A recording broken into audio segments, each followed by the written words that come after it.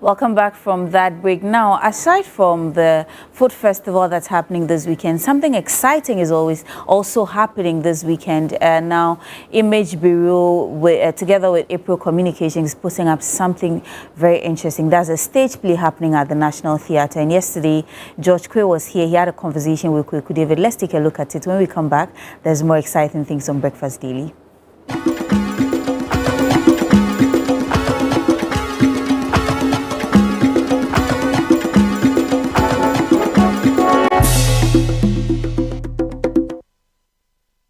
All right, welcome back. It's time for us to get into another conversation, and this time we want to go beyond the walls. You wonder what I'm talking about right now? Well, I've been joined in the studio by George Quay, and these days, yeah. George, how you doing? Why the emphasis on the Quay? Oh, well, you know. Yeah. And these days, I find now suddenly people are calling me Quay. Quay, yeah. Please, let's still keep the George Quay. Oh, yeah. You can even say Abuaji, I'll take it. Oh, I hear you. That's all right. Charlie, but that, your promo, your heritage. You love the montage. No, there was some okra stew. There was some willy on top of the okra stew. Yeah. Did you see the willy? I saw the willy. Devil is a liar. Anyway, so you've done another original, and it's very emotive from where I sit. Just a little bit that I've sort of seen of it, and my curiosity is, what took you down that road? Before you answer that question, I want our viewers to take a look at what happened when you visited the Insawam prison. Great. Let's take a look that at actually answers the question. Let's take a look at that. Let's see. Do you have your family members coming here to visit you? Once a while. How do you feel when they come here? I feel ashamed. What will you do when you go out? I'm not sure I'll go back to them. Why? Don't cry. My children, I'm afraid that they won't love me the way they used to. I feel like I've abandoned them, especially my small boy. He was just only 7 years. Me being here, they've abandoned me. You feel they have abandoned you? There's a distance now. What kind of a mother am I? You'd recall some time back, we had a very, very exciting time with them here. The inmates here actually did perform Beyond the Walls. And we want to understand why this play is important to the inmates here and why you need to come see the play at the National Theatre, help contribute to raising funds to help build this place for them, and remind all of us about the fact that they too are human and they are here because of little mistakes which are probably not far from all of us. What were you doing for work? Well, I was a mobile banker. I went to a customer to pick a cash, 50,000. So on my way to the last customer, then a bike crossed me and then snatched my bag away. And then I was arrested. They said I knew the motor riders because I could speak some languages apart from my own dialects. Do your children know you're here? No, my children did not know I'm dying here. Do you miss them? Yes, I can't even imagine my life spending 30 minutes without them around me. But since 2 years I've been here. How long were you sentenced for? 15 years. Oh my dear. I didn't listen to my auntie. I wanted to take my own way, to make money first, so that I can take care of my siblings and my children. So I went to carry drugs. Prison is supposed to be for rehabilitation. So it's supposed to help you become a better person. Would you say that you've gotten that since you've been here? Yeah, so I'm already hairdresser, which I came inside here. I learned how to bake. I have a diploma certificate. I have a CTVET certificate. Okay. I have a coaching course certificate, fascinator. That's 4. Yeah. 4 different and certificates. Still more coming. Since you've been here? Yes, please. You participated in the stage play we had here, Beyond the Walls. in December. How was the experience for you? I never knew I would be in a play, by the way. As for acting, I do it when I was a little, I know. But as for play, wow, it was nice. It was something good I experienced, that one day, maybe I will see myself out there again. You were a warden in the last stage play we staged there. Yes, which I acted as a warden. Yes. You were amazing. Yeah, I think you're very talented. Thank you. And I would like to even act more. You'd like to act more. My lord, I will remind you that my client is not on trial for the president's decision. I just asked God, like, he should open door for me, let me have money. I like to help orphans. I like to come into prison to help people like those that have not been having visit, because there are many here. Yeah.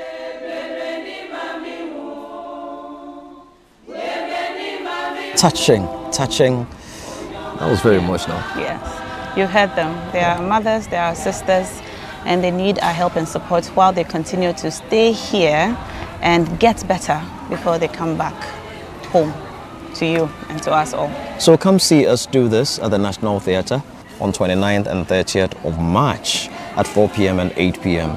each day.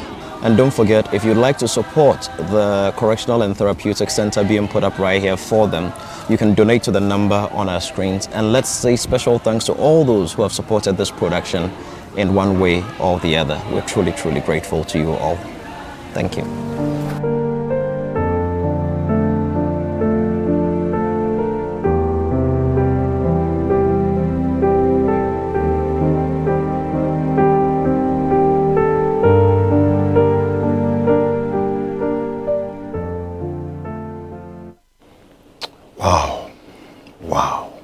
Wow.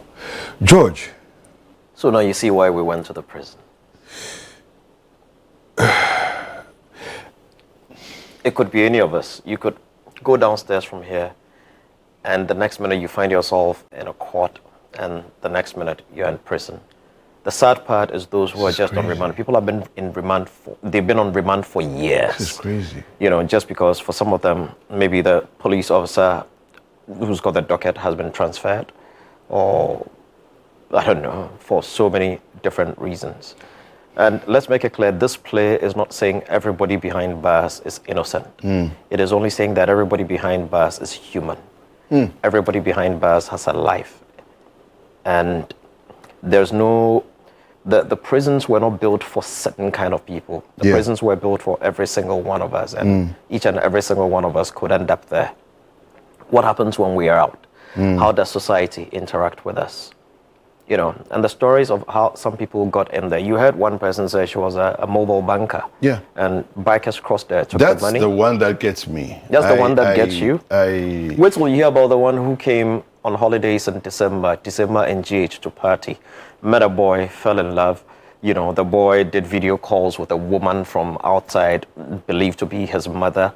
When the girl was about to leave, this woman said she wanted some kente fabric. Boy bought a whole suitcase of kente fabric. They looked at it, did video call. Girl was going with the kente fabric, got to Kotoka, they opened it, was cocaine. What? She's there. What about the one who doesn't want to, as soon as she comes out, she's not going to like do any sewing or whatever. She's going back to join her armed robbery gang. Why? Because you and I and society, our social welfare system failed her. You know, she started begging in traffic So at the she's age been of hardened. She started begging in traffic at the age of 2, and we see these kids in traffic every day. All of us, we just drive past them. They are hiding our glasses. This girl was there from the age of 2. A certain social welfare system was supposed to have rescued her. She was robbed of her childhood. By age 12, she was already with an armed robbery gang. And when she comes back, that's it. She is angry. She's just bottled so because her childhood was, she could stand there, she could see kids sitting in luxurious cars going to school. Why not her? Who would listen to her? She didn't ask to be born. No. She was born, she was there, and we could all see her, but none of us did a thing about it. You bring a very strong light. You shine a very strong light on a major social canker that we have. So we sit in our cars and we forget our privilege. that those people who are not in the car with us, but are at the window, Yep. are as human as us. we are. And that when they see us, we forget that they are processing the information they are Everything picking they up. see, they are processing. When you see My them, they knock on goodness. your glass and you turn the other way, or Yeah. you grab your mobile phone Yeah. and all of And that. you ignore them. You're sending a message and they are assimilating, they are taking that message in, they are processing that message, and they are bottling it up. She was left there. There was supposed to be a certain... When you go under our bridges, go to Nkrumah Circle right now. There are people, they live in there. They live at there. Circle, it's true. Their families, their kids are there with them. Yeah. When you get to the traffic intersections, East Legon, the eye clinic traffic intersection, they are there. Lots of them. Get to Alisa Hotel traffic light, they are there. Lots of them. Who is doing something about it? These are kids. They are not in school. Somebody should be worried. Somebody should be worried. There's another person whose own was clear domestic violence. This girl was in a relationship, not even married. Boyfriend was beating her up almost every day. She would go and report to whoever she could report to. Nobody From minded police her. station to wherever. Nobody did anything about it. One evening, she was in the kitchen boiling water when she got a slap from the back of her head. Why the soup she prepared for him had too much salt or too little salt or something like that. Instinctively, she just picked the water It's a on the fire reaction, and poured it at him. And it's a legitimate reaction. Yeah, and he got a few burns. She ran off 2 villages away. Yeah. You know, dude went to the hospital, got cured, had made a report to the police station. The police actually gave her a form to the hospital and all those things. And he got to know where the lady had run away to, but left her alone. Lady got married, got a child. This was like 4 years later. Got a child. The morning on which her child was being named was the morning she was picked up. She's there. Wow. Yeah, she hasn't seen her child since. Oh my goodness. This is crazy. Yeah. Then there's that one who came out. The family, is her own absolutely parents insane. pushed her out because she was a disgrace to the family. They were fed up, they were tired, they didn't want her. They pushed her out, they got neighborhood boys to throw her out, and you know, hers is even more terrible. So, did you know someone already in prison before you went there? I mean, what No, was we it that didn't. took you there? So, you know, you've been helping us promote most of our plays. Yeah. December last year, we had wanted to do a couple of our big plays. Gods Are Not to Blame, Akusika, Nansoa, back to back. Yeah. Then an organization called the Fair Justice Initiative, kudos to them, approached us. They said, look, they've been working with these prisons and they want us to do something to entertain them in December. So now Shakoy and I took a trip down to Nsowan prison. We had wanted to go stage a Greek play called Lysistrata for them. But when we got there, we started interacting with them. Some of these stories were quite emotional, quite interesting. So when we came back, I decided to script it. We scripted it. And then on 23rd of December last year, the prisoners acted it out themselves. They performed it. Yeah. You know, so after performing it, it came out quite well. So we decided, look, let us take this to the bigger stage and let's see if we can get some authorities to come see it. And who knows, we may change a few mindsets and we may get some help for people. Yeah. You know, so that's what got us here. And the prisons have been very, very supportive. We had wanted to actually get some of the prisoners on stage. We are still working on that. You never know. You never know. So this Saturday and Sunday, 4 p.m. and 8 p.m., National Theatre, Beyond the Walls goes live. Yeah. So you're telling the story of the many people that are stuck behind those walls. The title, choosing a title was Yeah. difficult because the title serves 2 purposes. Okay. For us, on this side of the wall, it is to understand what goes on within those walls. So for us, it's beyond those walls. Yeah. For those within those walls, it is about life beyond those walls. When they come out, how we accept them. So it's a two-way thing that speaks to everybody. For those within the walls, it is life beyond the walls. For those outside the walls, it is life beyond the walls, about those that are in there. You know, so that's what we're looking at. Yeah. You know, so yeah, everybody ought to come see this one. It may not be like your, you know, normal fictitious stories like Gods Are Not to Blame or Akusika with all the spectacle and everything. This is real life we're talking about. This is people's true stories that we've tried to put together to put on stage to let you understand that, look, we're very comfortable. You did use a word, privilege. privilege plays a very key role because it begs the question, what presidents do with that concept of presidential amnesty? Who actually deserves amnesty? Because it's been argued that presidents only use it to, to release their cronies, their cronies, and stuff, their friends, those and, they like. families and all of that. Yeah. They use to grant them pardons and all of that.